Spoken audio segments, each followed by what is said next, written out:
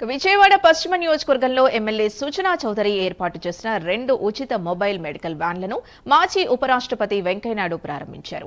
ఈ కార్యక్రమంలో ఎమ్మెల్యేలు సూచనా చౌదరి, గద్దె రామ్మోహన్ తో పాటు ఏపీ బీజేపీ అధ్యక్షులు మాధవ్ పాల్గొన్నారు. మొబైల్ క్లినిక్ లో ఏర్పాటు చేసిన అత్యాధునిక వైద్య పరీక్షల పరికరాల్ని వెంకయ్యనాయుడు పరిశీలించారు.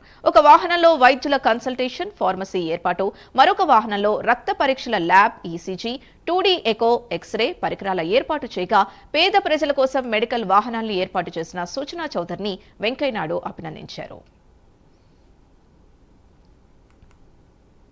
విగ్రహావిష్కరణకి నా ఆహ్వానాన్ని అందించి భారత 13వ ఉపరాష్ట్రపతిగా చేసిన ఉపవరపు వెంకయ్యనాయుడు గారికి ప్రత్యేక కృతజ్ఞతలు.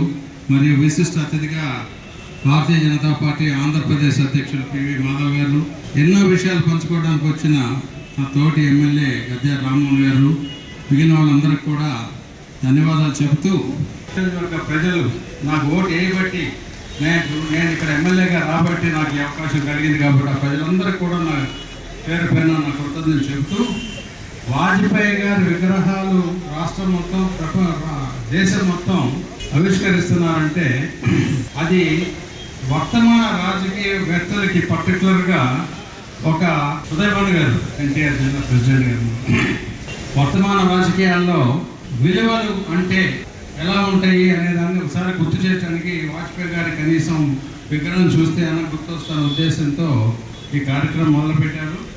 అది చాలా సంతోషం.